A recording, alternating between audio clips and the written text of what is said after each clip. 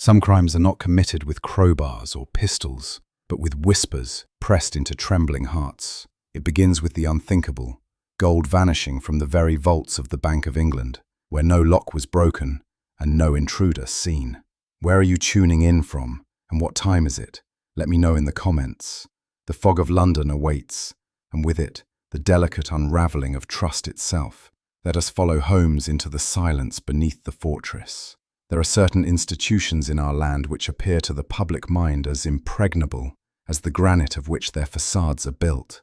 Chief among these, I have always thought, stands the Bank of England. Its colossal walls, its legion of clerks, its silent watch of sentries, and its ceaseless vigilance have long been regarded as the surest bastion of our national credit. To the ordinary Londoner, the bank was less a building than a fortress, a citadel of finance upon which the prosperity of empire itself seemed to rest. In those days, as I sat at Baker Street beside Holmes, I confess that I shared in the general illusion.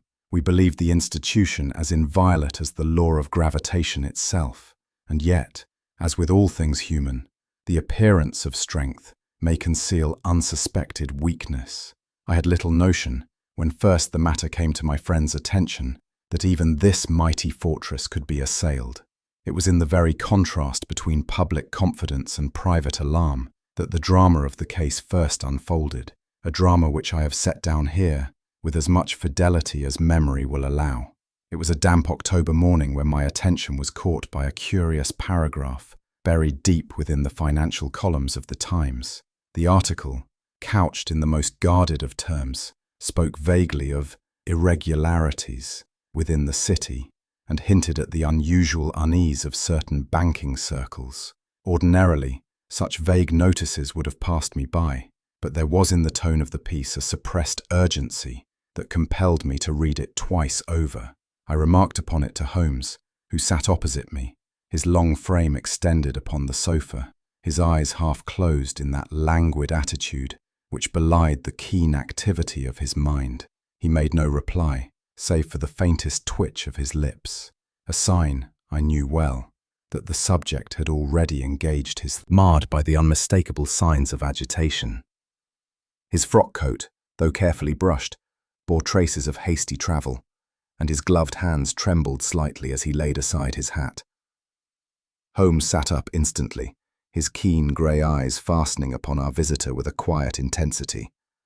For my own part, I was struck by the man's air of distinction, his aquiline features, and the controlled but evident distress which deepened the lines of his countenance. He stood in the centre of our sitting room, as one unaccustomed to supplication, yet compelled by necessity to seek it. His glance passed from Holmes to myself before settling once more upon my friend, as though recognizing in him a last and reluctant refuge. "Mr. Sherlock Holmes, I presume," said the gentleman, his voice low but firm, as though even the walls might betray his secret. "My name is Harcourt, Sir Reginald Harcourt. I hold the office of Governor of the Bank of England." The effect of his words was singular. For a moment there was silence in the room, save for the faint crackle of the fire. To find so eminent a personage in our humble quarters was in itself astonishing, but the visible strain upon his features startled me yet more. His reputation, as a man of stern rectitude and unflinching calm, was familiar even to one not much engaged in financial affairs. And yet here he stood, the composure of a lifetime shaken. Holmes inclined his head with the politeness of one who receives royalty rather than a client. "Pray be seated, Sir Reginald," said he. "The very fact of your presence suggests a matter of gravity." Our visitor sank into the armchair with a sigh that seemed drawn from the very depths of his being, his gloved hands tightening upon his cane. When at length he spoke, it was with the air of a man forcing himself to utter words which pride and duty alike forbade. "Mr. Holmes," said Sir Reginald, "I come to you in a position of desperate necessity. A calamity has befallen the institution I represent, a calamity which, if disclosed, may imperil the credit of the nation itself." I leaned forward in astonishment, while Holmes merely inclined his head, his eyes glittering with the cold light of comprehension. "A theft," Harcourt continued, lowering his voice, "has occurred within the vaults of the bank. Gold bars, held in trust for international settlements, have vanished as though the earth had swallowed them. No door is broken, no lock disturbed, and yet the loss is real. Were this fact to be known beyond the walls of Threadneedle Street, the panic might prove disastrous. The scandal must not break." His voice faltered, and for the first time I beheld in that proud official the deep dread of a man conscious of carrying a burden greater than any individual shoulders might bear. Holmes had listened throughout with that singular stillness which was often more eloquent than speech. He now steepled his fingers beneath his chin, his gaze never leaving our visitor's troubled countenance. "You have taken commendable steps, Sir Reginald, in seeking counsel before resorting to publicity," he said at last. "But I must know more. Who alone had access? What safeguards were in place? And, above all, what reasons have you to suspect collusion rather than accident?" Each question, though delivered in the most courteous of tones, struck home with disconcerting force. The governor shifted uneasily, his eyes darting toward me as though uncertain of my discretion. Holmes, with a slight motion of his hand, reassured him that my silence could be trusted as his own. The very precision of Holmes's inquiries seemed to deepen the man's agitation, as though already he sensed the inexorable logic closing round him. There was a moment's silence after Sir Reginald had faltered through his answers. Then Holmes rose and placed a hand upon his shoulder with a gesture at once firm and reassuring. "Sir," said he, "of London." The day was chill and wrapped in that peculiar haze which seems to hang perpetually over the city. Carriages clattered, clerks hurried with heads bent against the damp wind, and the cries of hawkers echoed in the fog. I confess that my heart beat somewhat faster as we approached the looming walls of the Bank of England, for I felt that we were on the threshold of an affair which touched the very foundations of the nation's security. Holmes, by contrast, sat silent beside me, his sharp profile scarcely moving, as though every sight and sound of the city was absorbed into the unfathomable calculations of his mind. Sir Reginald Harcourt received us in his private office, a room austere in its appointments and heavy with the odour of polished wood and iron safes. His composure, though somewhat regained since his visit to Baker Street, was not proof against the gravity of the moment. He welcomed Holmes with grave courtesy, but his hand trembled ever so slightly as he indicated the papers strewn across his desk. "Gentlemen," he said, "you will forgive my haste. There is no time for ceremony. The matter lies below, and the sooner you have seen it with your own eyes, the better." His tone carried both authority and dread, like that of a man who has commanded legions but now sees his fortress undermined. Without further preamble, he led us toward the guarded stair. We followed Sir Reginald through a narrow passage flanked by iron doors and shadowed arches. At each turn stood armed watchmen, their faces grave, their hands upon keys of intricate design. The sound of our footsteps upon the stone floor echoed with an ominous resonance, as though we were descending into the heart of some subterranean fortress rather than a mere financial establishment. Heavy bolts were drawn back, keys turned with solemn care, and great hinges groaned upon their sockets. The air grew colder as we descended, until at last we stood before a door of prodigious thickness, barred and locked in a fashion which would have defied the most skilled cracksman in Europe. The silence was profound, save for the faint metallic rattle as the final gate swung slowly open to admit us. The chamber we entered was vast, its walls of stone lined with iron compartments that glistened dully in the lamplight. It was a place less of commerce than of sanctity, where treasure lay in silent repose, under guardianship that seemed absolute. Massive locks, double-bolted bars, and cunning devices of mechanism guarded every aperture. The governor, perceiving my astonishment, could not suppress a weary smile. "You see, gentlemen," said he, "why the public believes this place impregnable. Every safeguard known to modern science has been employed. Yet, despite all, we stand before a mystery which mocks our precautions." Holmes moved noiselessly about the chamber, his keen eyes darting from lock to hinge, from wall to ceiling, with that quiet intensity which betrayed the working of his mind. To me, it seemed inconceivable that human ingenuity could have prevailed against such a fortress. Sir Reginald halted before a recess in which, he explained, certain bars of gold bullion were habitually stored. The shelves, though scrupulously clean, were now partly bare. "6 bars are missing," he said gravely, "a loss sufficient to disturb the equilibrium of many an account. Yet no lock is forced, no hinge disturbed, no key mislaid. The watchmen swear that no soul entered here unaccompanied, and our records show nothing amiss.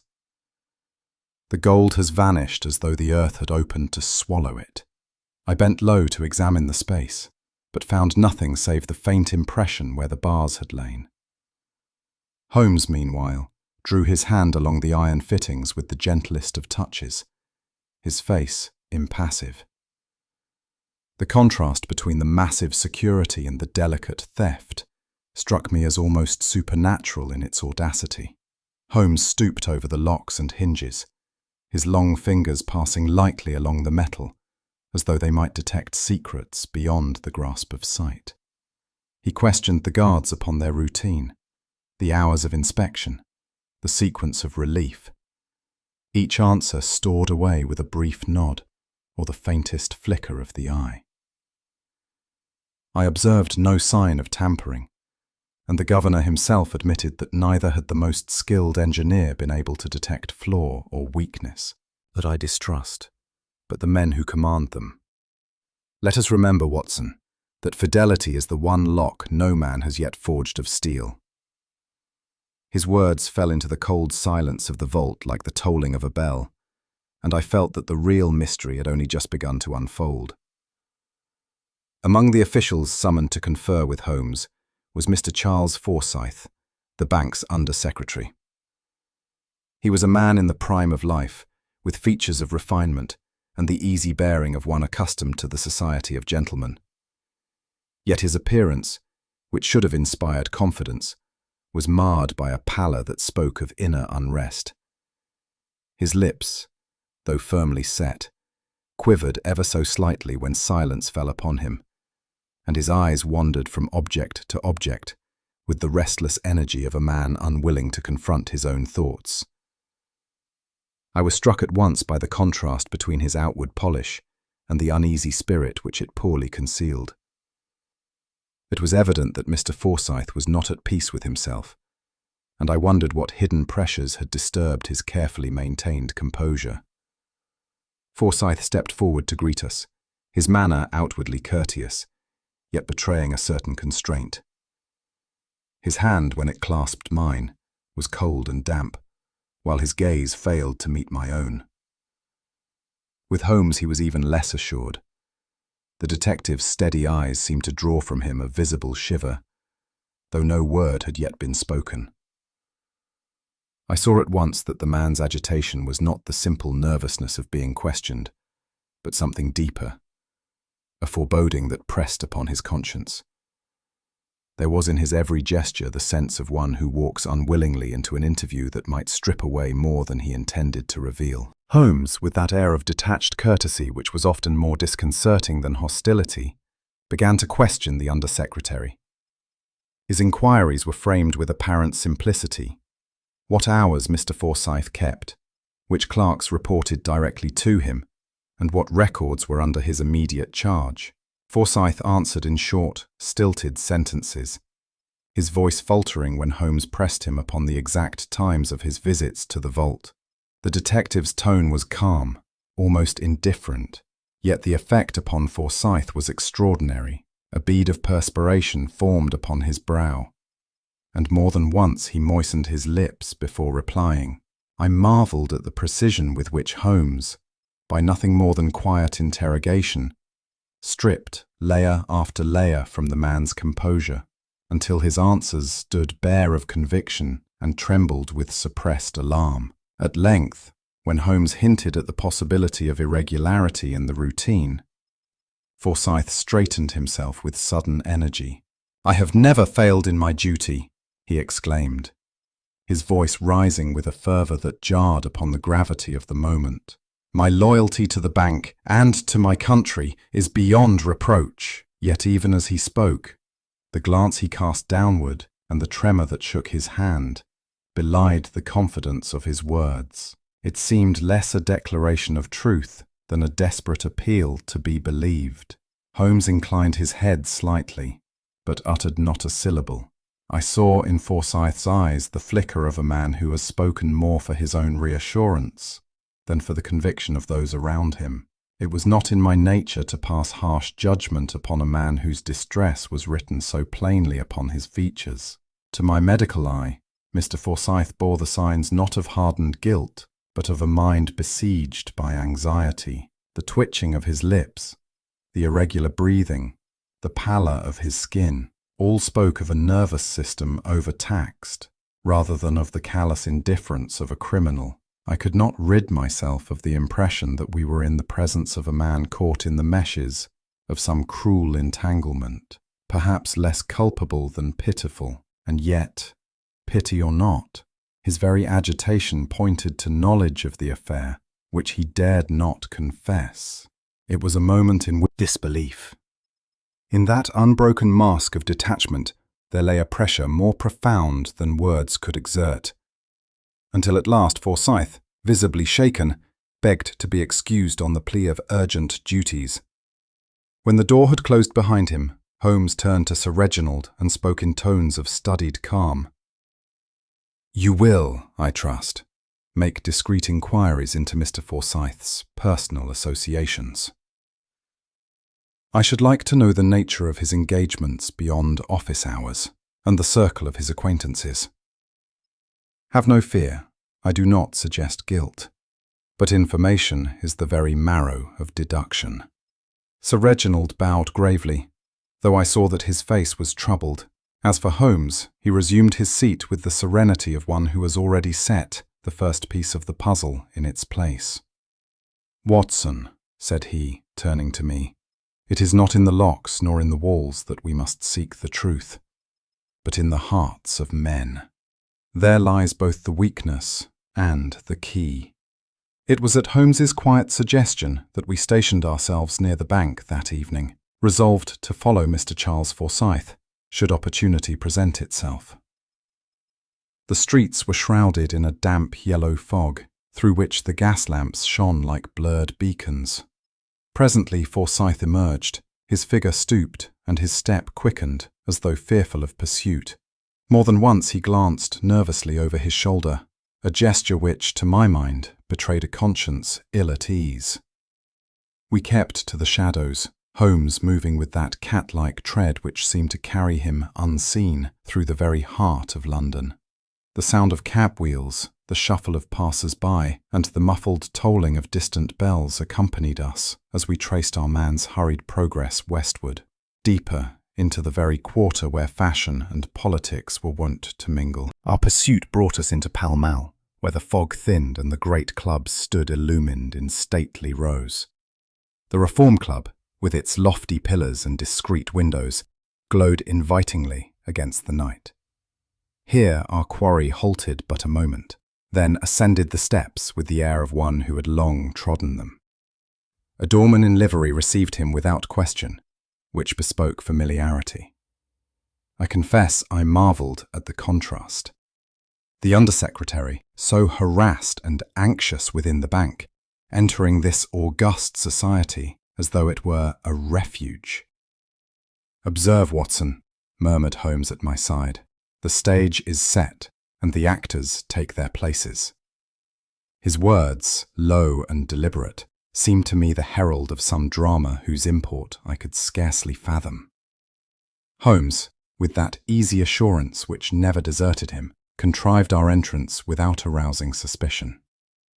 Presenting his card to the attendant, he passed us through the doors, as though such haunts of statesmen and grandees were his natural domain. Within, the club was richly appointed, its lofty ceilings echoing with the murmur of conversation and the faint clink of glasses. Gentlemen clustered in quiet groups, their discourse a mixture of politics, finance, and foreign affairs. We took our place unobtrusively among them, yet Holmes, with his keen instinct for concealment, guided us to a vantage where our presence would pass unnoticed. My own heart quickened at the daring of our intrusion, but Holmes bore himself with such composure that one might have thought our errand no more than the pursuit of an evening's idle curiosity. It was not long before Forsyth appeared in the great hall, his pale face set in lines of nervous expectancy. He paused, glancing about with an agitation that ill befitted such a place, until his eyes fell upon a tall, distinguished figure already awaiting him. The stranger was of foreign aspect, immaculately attired, his dark moustache and measured gestures conveying both elegance and authority. He extended his hand with calm assurance, and Forsyth seized it with a fervour that bespoke relief rather than friendship. From the shelter of our corner, I observed how starkly the two contrasted. The one restless force of revelation. Holmes beside me leaned forward slightly, his keen eyes fixed upon the pair, though his expression betrayed nothing. To the unobservant, the scene might have seemed commonplace. To us, it carried the unmistakable air of conspiracy. As I watched, a chill of apprehension stole over me. There was, in that trifling movement, the passing of a mere scrap of paper, something which suggested vast and sinister consequence. My imagination leapt to thoughts of betrayal, of secret treaties, of schemes by which England herself might be imperilled. Forsyth's trembling hand, the foreigner's unflinching gaze, these, to my mind, were tokens of a transaction in which honour and loyalty were bartered against advantage. I longed to press Holmes for his judgment, yet dared not break the silence. The great hall of the club, with its dignified calm and polished gentlemen, seemed but a mask, concealing the darker currents of intrigue that flowed beneath.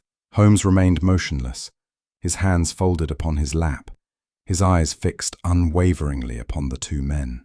He made no attempt to explain, no gesture to reveal what conclusions he had drawn. Only the tightening of his lips and the faint contraction of his brows betrayed the workings of that master mind. At length Forsyth and his companion rose, exchanged a few more words, and departed by separate doors. Holmes watched them vanish, then turned to me with the ghost of a smile.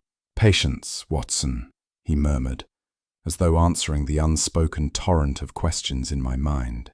"All in good time." His words did little to allay my unease. If anything, they deepened it, for I perceived that Holmes had already discerned more than he chose to impart. In his silence, I read both certainty and caution, a combination I had learned to regard as the surest herald of grave developments to come. Holmes and I quitted the Reform Club as quietly as we had entered. The night air was sharp, the fog curling in pale wreaths about the lamps, while the clip of our boots on the pavement seemed unnaturally loud after the hushed dignity of that interior. My companion walked at a brisk pace, his eyes fixed before him, his features set in that mask of deep abstraction, which I had learned to associate with the swift working of his remarkable mind. I longed to press him for an explanation of what we had seen, but his silence held me in check. For my own part, I could not rid myself of the image of Forsyth's pallid countenance and the foreigner's cool assurance. A sense of impending calamity weighed heavily upon me, though I could not yet define the precise form it might assume.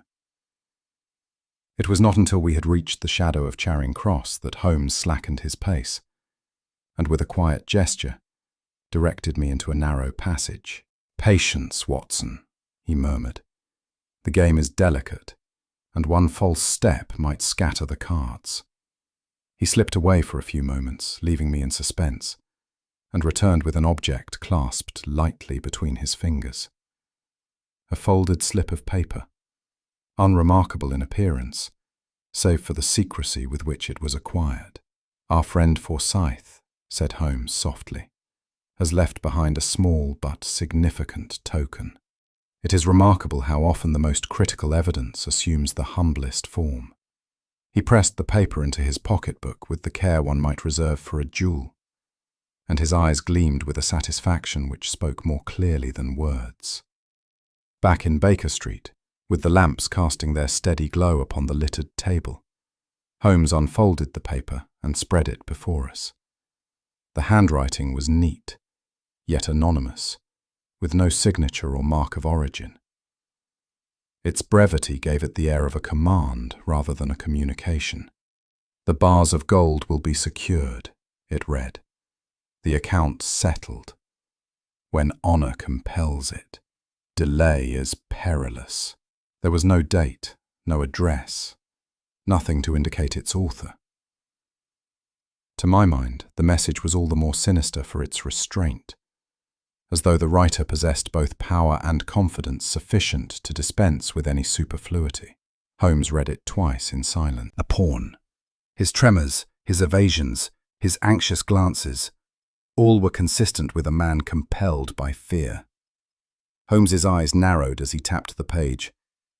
"Here lies the lever, Watson.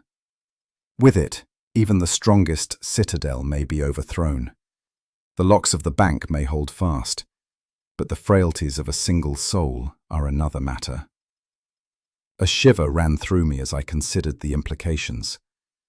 For some weeks past, the press had whispered of continental intrigue, of shadowy agents moving through London in pursuit of schemes too vast for the common man to comprehend. Could it be that our case was but a fragment of such designs? The theft of gold was grievous enough. Yet what if those ingots were destined not for private enrichment, but for the coffers of some hostile power? The thought filled me with a dread that far exceeded the mere violation of a vault. Here, perhaps, was treachery at the very heart of England, a plot to undermine her credit and shake the confidence of the world. I looked to Holmes, who sat composed, yet in the set of his mouth I read a disquiet that echoed my own fears. Holmes, however, did not yield to speculation. He examined the paper under a glass, noting the texture of the fibres, the faint impression of the nib, and the peculiar inclination of certain letters. "A foreign hand, though practiced in our script," he murmured. "Observe the continental form of the R, and the spacing which suggests a habit of another tongue. The ink, too, is of a shade uncommon in London, but frequent in the northern provinces of France. Our Count Reora, I think, leaves his trace here more clearly than he intends." Yet for all his precision, I perceived in Holmes a restraint, as though he hesitated to pronounce the full conclusion. His eyes lingered upon the message, and more than once he frowned. "The matter," he said at last, "is of no ordinary crime. It is a movement in a larger game, one whose board we have yet to discern." As I laid down my pen that night, I could not rid myself of the oppressive sense that we were entangled in a web of singular delicacy. This was no burglary to be solved by fingerprints or broken locks, but a conspiracy whose tendrils reached into chambers of state and the very arteries of commerce. The missing gold was not merely metal, it was trust, confidence, and the stability of the realm. I felt anew the contrast between Holmes's calm detachment and my own more human apprehension. Where I saw menace and dishonor, he discerned only problems to be solved. Yet, even in his composure, there was gravity, and I knew that he too recognized the peril. The note lay upon the table, mute but eloquent, a token of the forces arrayed against us and the trial yet to come. The following morning, Holmes and I were once more conveyed to the sombre edifice of the Bank of England. The great walls rose before us, unyielding and impassive, yet within them I could sense the stirrings of unease. Sir Reginald Harcourt awaited us at the entrance, his countenance paler than when we had last seen him, while behind him clerks and messengers moved with furtive haste, their usual composure broken by whispers and sidelong glances. It seemed to me that the shadow of suspicion had fallen upon them all, though none dared voice it aloud. As we passed through the great doors, the echo of our steps resounded through the corridors with almost funereal solemnity. The governor himself led us towards the vaults, his bearing that of a man torn between pride in his fortress and dread of the revelation Holmes was about to force upon him. We descended once more into the depths beneath Threadneedle Street, where the vault doors loomed with their colossal bolts and wheels of burnished steel. The lamps threw their light upon rivets and hinges so massive that they appeared invincible. It was a shrine of mechanical perfection, born of centuries of caution and distrust. I saw in Sir Reginald's eye a flicker of grim satisfaction as he bade Holmes admire the workmanship, but my companion, far from being impressed, moved slowly along the doors, his long fingers brushing the cold iron, with the air of one who reads a language. "Sir," said he quietly, "but rather the constancy of routine upon which you rely. Locks are immutable, men are not. Repetition itself becomes the ally of the intruder." The governor said no more, but the twitch of his lips betrayed that the warning had struck home. He turned the key with unnecessary force, as if to silence the whisper of doubt Holmes had planted in his heart. Holmes requested that the usual routine of entry be enacted for our benefit. The guards, obedient yet uneasy, performed their duties precisely as prescribed. One fetched the record book, another verified the seals, and a third unlocked the inner door in turn. Holmes watched with hawk-like attention, noting the intervals, the manner in which one man averted his gaze while another stooped, the momentary gaps wherein access might be contrived. "Observe, Watson," he whispered, "the entire system depends upon the assumption that each man is flawless in his devotion. Yet a single deviation, a single collusion, and the whole fortress becomes but a house of cards." To demonstrate, he produced a harmless duplicate key, fashioned for illustration, and, by timing his movement with that of the guard, he showed how an insider might manipulate the sequence without exciting notice. The effect was startling. What had seemed impregnable a moment earlier now appeared riddled with possibilities of betrayal. Sir Reginald recoiled as if a blow had been struck. His face grew livid, and he grasped the back of a chair for support. "Good God, Mr. Holmes," he murmured, "you reduce my fortress to a plaything." His pride, so long invested in the machinery of his office, lay shattered before him. I pitied the man, for I saw that he realized in that instant the true peril, not scandal alone, but the recognition that the institution he guarded was vulnerable through the very humanity of those who served it.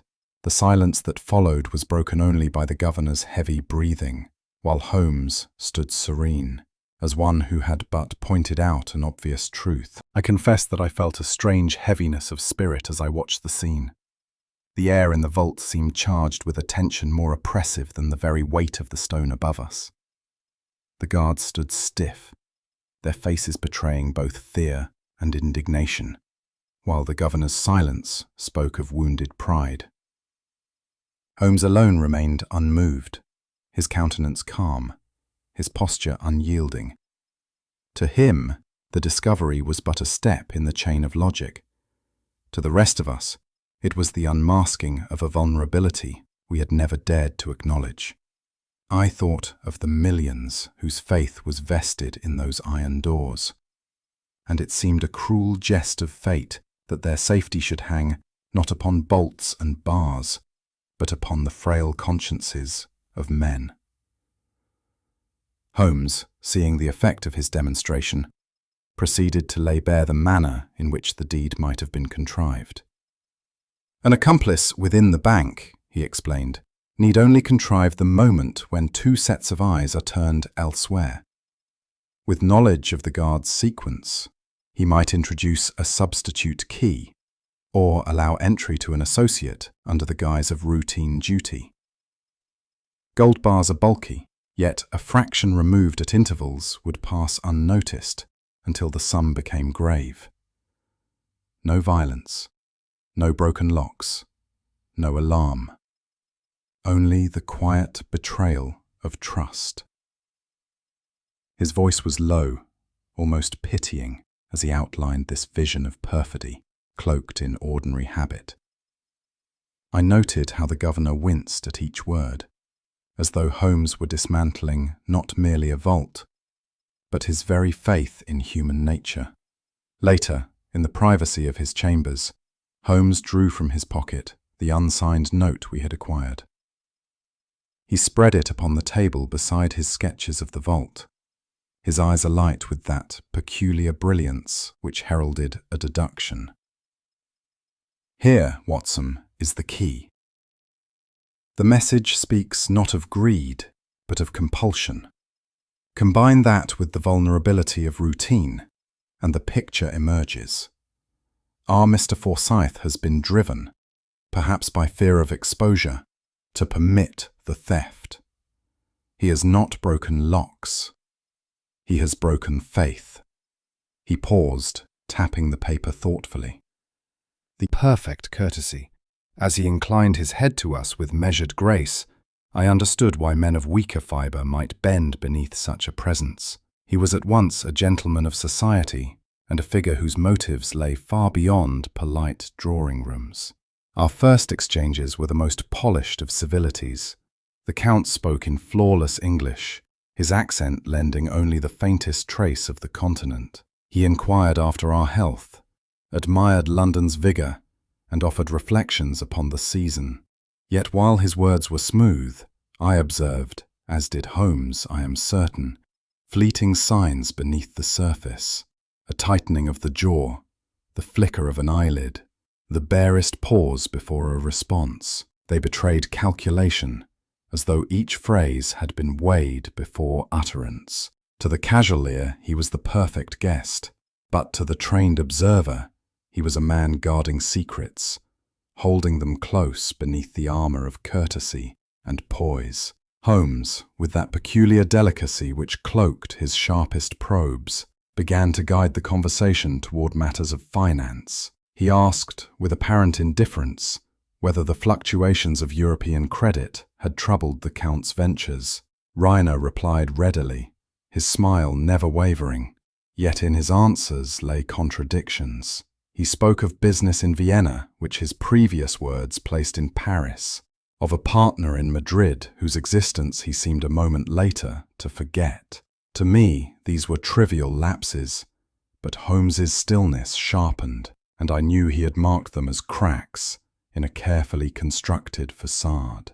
The Count's smile broadened, yet I detected a shadow behind it, like the gleam of steel masked by velvet.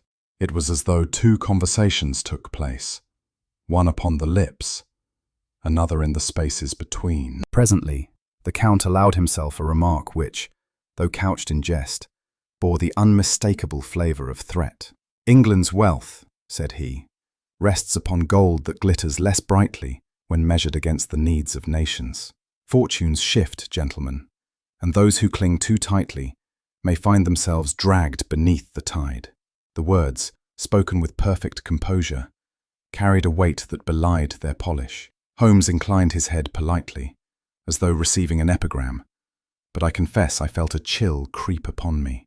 The Count's glance lingered a fraction too long upon my friend, and in its steadiness lay a menace subtler than open hostility. It was the assurance of one who held cards unseen, and who was confident that their revelation would command the game. Holmes remained as outwardly unmoved as a marble statue. His thin fingers rested lightly upon the arm of his chair, his eyes fixed steadily upon our host. To one unacquainted with him, he might have seemed merely courteous, but I knew that every twitch of the Count's hand, every inflection of his voice, was being stored in that prodigious memory. Not a tremor of the eyelid, not a pause too long escaped him. Yet he spoke little, and when he did, it was only to draw out another polished reply. I could almost hear the silent machinery of his mind, cataloguing gesture after gesture, until Count Rainier himself seemed unaware how fully he was betraying the map of his character. For my own part, I felt deeply unsettled. The affair had grown in gravity since our first steps within the bank. What began as a theft of bullion now revealed itself as a matter that touched upon the balance of Europe. In the Count's calm demeanour, I perceived not merely the cunning of a financier, but the quiet menace of a statesman's agent. It was no common criminality we confronted, but the cold calculation of those who wield nations as pawns. A sense of foreboding settled upon me, for I understood that Holmes, however brilliant, had placed himself against a foe whose reach extended far beyond the smoke of London. The shadow of continental intrigue loomed heavy before us. When, at last, we took our leave, the Count bowed with perfect civility, his smile as serene as when we entered, yet the atmosphere clung to us some time. At length he spoke, half to himself. A master of courtesy, a master of menace. Such men rule less by what they say than by what they withhold. We must tread delicately, Watson. The stakes are not of gold alone, but of influence, reputation, and power. His eyes gleamed in the firelight, and I felt the gravity of his words press upon me. Count Rainier, with his measured smile, had revealed more than he intended. The true contest, I realized, had only just begun. The morning after our encounter with Count Rainier found us once again in the familiar surroundings of Baker Street. Holmes, seated cross-legged upon his armchair, had before him the cryptic note, his own sketches of the bank's vaults, and several clippings from the financial press. The fog outside hung heavy upon the windows, while the faint rattle of wheels in the street below lent a muted rhythm to our discourse. "Watson," said he, "the matter has grown beyond the theft of bullion. It is a movement upon the chessboard of Europe. Observe how the smallest deviation within Threadneedle Street becomes an echo across the capitals of the continent." His tone was grave, his features composed, yet I sensed in him that rare intensity which only the most formidable cases could inspire. Holmes spoke at length upon the pitiable figure of Mr. Charles Forsyth. "Here is a man," said he, "places by position and training in the innermost circle of trust. Yet trust, Watson, is both shield and snare. His refinement, his education, his ambition, all conspire to make him valuable, but also vulnerable. A whisper of scandal, a hint of debt, or the shadow of a personal failing, and such a man finds himself ensnared.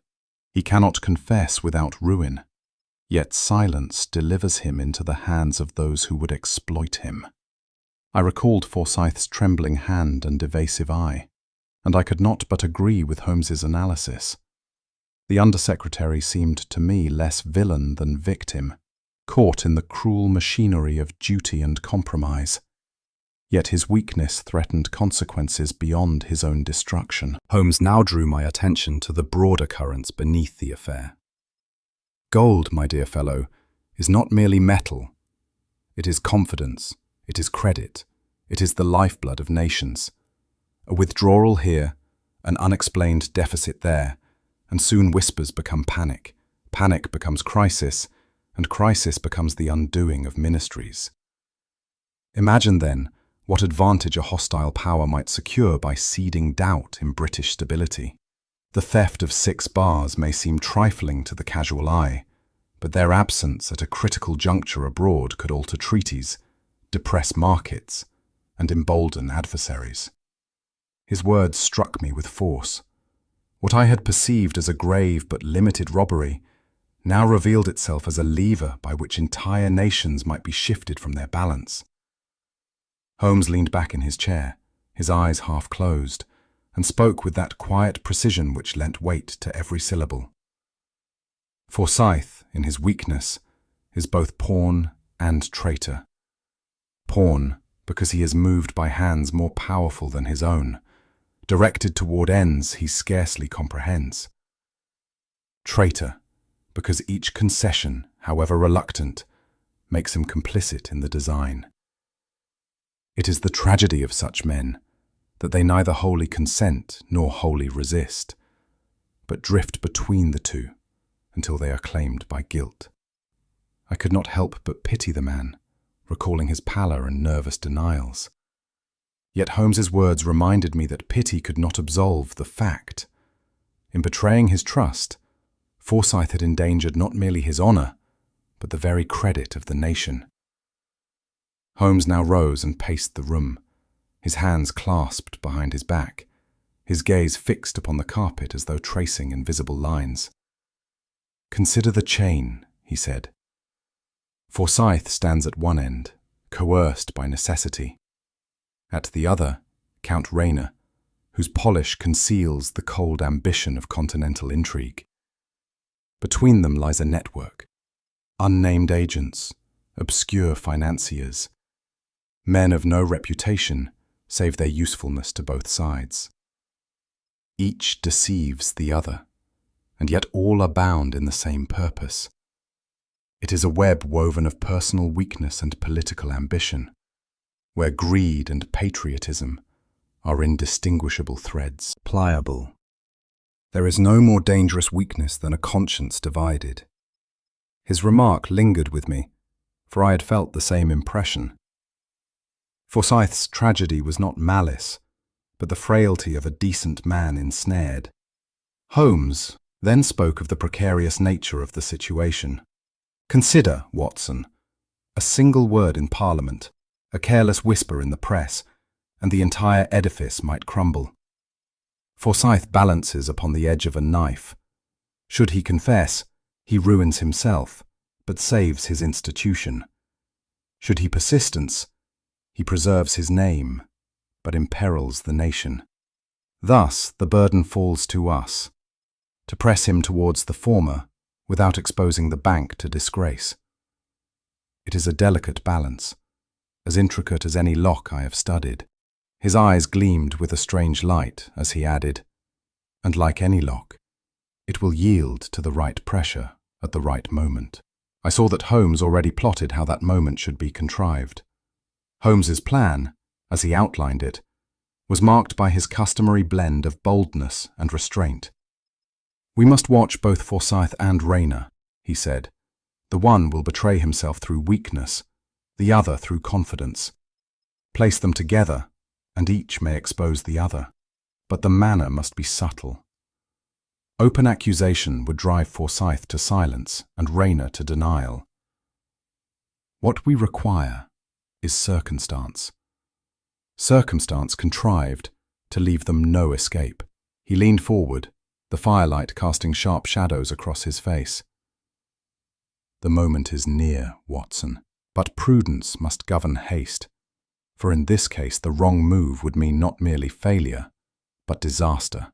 His words impressed upon me the peril of what lay ahead. That evening, as I set down my notes, I found my mind dwelling upon the strange conjunction of forces at play.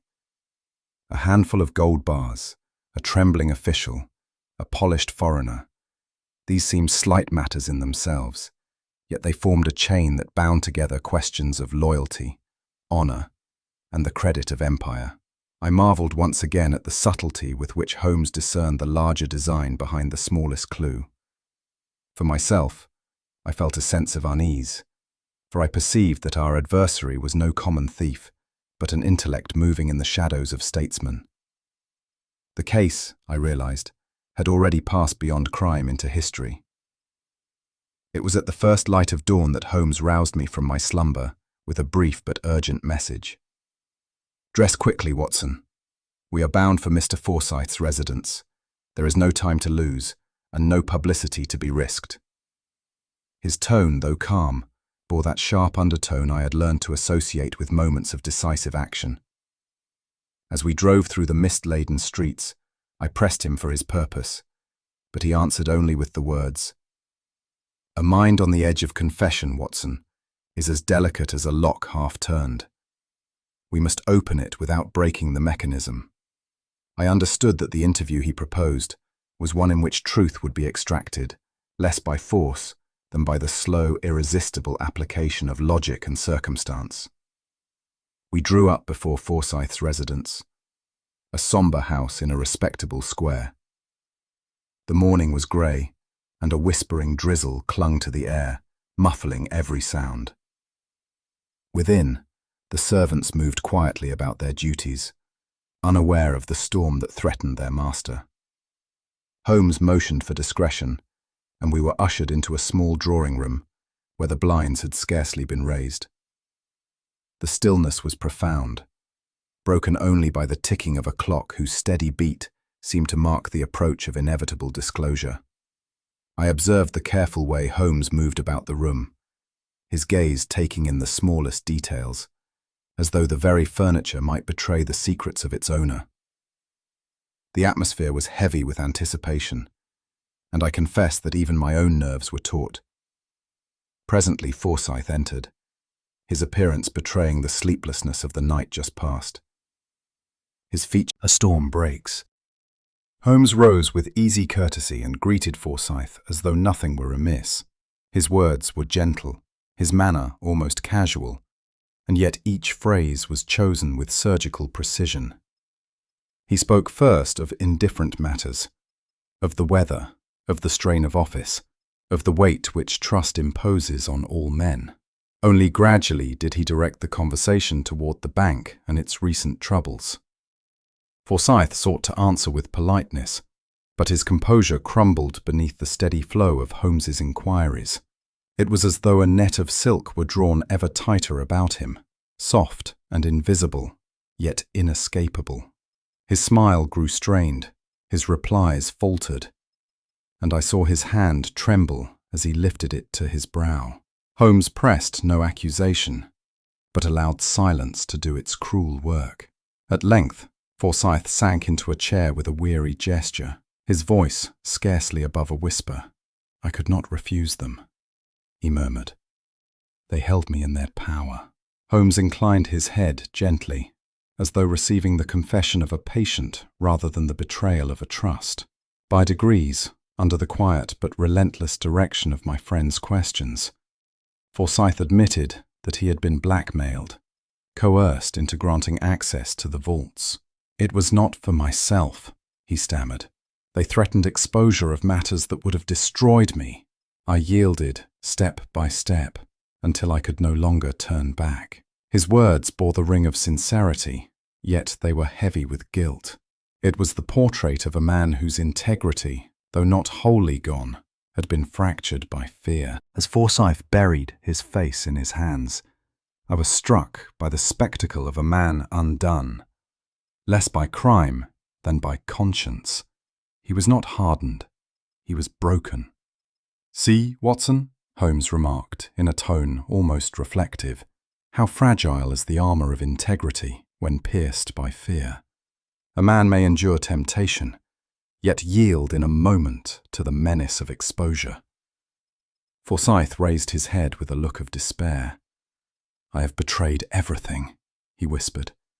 "My office, my honour, my country." The admission seemed to crush him further, and I felt more pity than anger.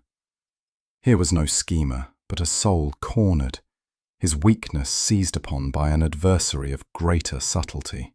Holmes regarded him with grave compassion, though his eyes gleamed with the certainty of having touched the heart of the matter. Even as Forsyth spoke, Holmes's preparations bore fruit. A discreet signal had been given earlier, and the very man whose influence weighed upon Forsyth was soon brought within the house. Count Rainier entered with his customary composure, his smile untroubled, his courtesy unimpaired. Yet within moments, the atmosphere altered. Holmes, by an artful play of circumstance, arranged that Forsyth's broken words should be overheard by the Count. For the first time, I observed a flicker in that polished mask, a tightening of the lips, a shadow crossing the brow. The officers, summoned at Holmes's discretion, closed upon him, and his arrest was accomplished with scarcely a raised voice. Even then he bowed, as though parting from a drawing-room, but the iron grasp upon his arm betrayed the collapse of his vaunted confidence. Later, in conference with the authorities, Holmes made clear the intricacies of the affair. "The difficulty," said he, "lies not in knowing the truth, but in proving it.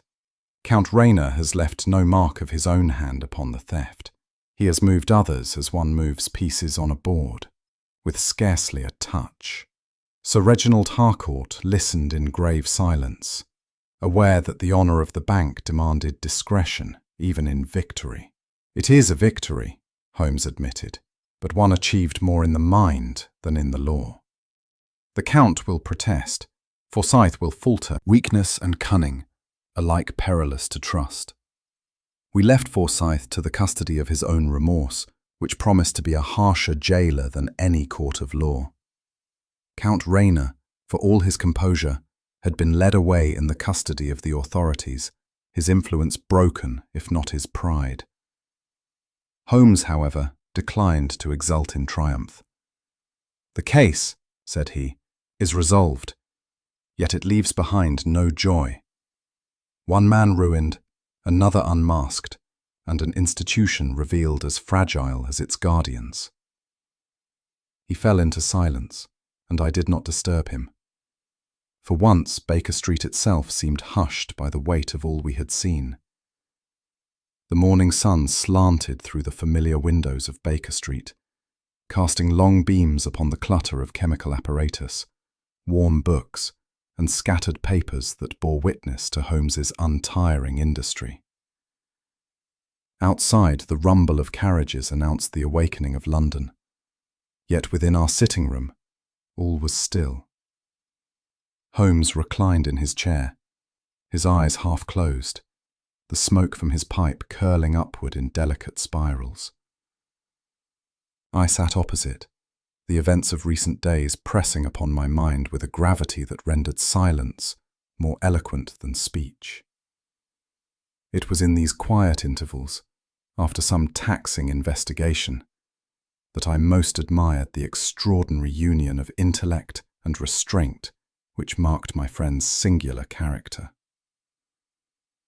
At length Holmes stirred, and with that air of detachment which came to him after arduous exertion, he began to retrace the chain of events. "You perceive, Watson, how little the case turned upon locks or bolts. The vault stood as impregnable as the tower itself, and yet it yielded, not to dynamite, nor to ingenious contrivance, but to the subtler instruments of fear and persuasion. It was the mind of Forsyth, shaken by menace, that opened those doors more surely than any key." As he spoke, I found myself reviewing each stage. The cryptic note, the pale countenance of Forsyth, the suave duplicity of Rainier. It was not steel that had been broken, but loyalty. Not a mechanism, but a man. Holmes continued in a tone almost meditative. "Institutions, Watson, are but facades built upon the shifting sands of human character. You may surround treasure with iron, enlist a regiment of guards, and contrive safeguards as ingenious as mathematics may design. But if the hand that turns the key falters, all is undone. Men speak of systems, of impregnable routines, yet every routine is but the repetition of a human act, and human acts are ever vulnerable to fatigue, ambition, or fear." I could not deny the truth of his words. The Bank of England, mighty and immovable, had trembled not before a mob, nor before an engineer's device, but before the hesitation of a single official whose conscience had been suborned. Holmes turned his gaze towards the fire. "Forsyth's case is instructive," said he. "Here was a man who desired to remain honourable, yet who found himself entangled in obligations of his own making. To confess would have ruined him. To yield compromised him further. In striving to save both his position and his conscience, he lost them alike. His tragedy was not villainy, but weakness. And weakness, when placed in a seat of trust, becomes as destructive as active malice." I reflected upon Forsyth's drawn features and trembling voice, and I felt the profound sadness of one whose fall was more pitiable than blameworthy. It was a reminder that crime often arises less from design than from human frailty. Holmes resumed with a sharper tone. "It is the irony of power that those who hold it most securely are often least aware of its corruption. A governor, a secretary, a financier, all sit upon pedestals of influence, and yet their very elevation blinds them. They grow accustomed to privilege, convinced of their own impregnability, until a skillful adversary touches the hidden flaw. Power, Watson, is like fine steel, bright, formidable and strong, yet susceptible to the smallest rust if left unguarded. That rust is fear, ambition, or vanity."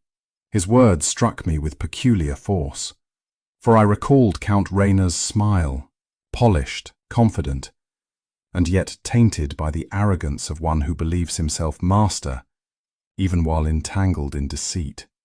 Holmes leaned back, his pipe sending forth a thin stream of smoke. "Heart is the true battleground.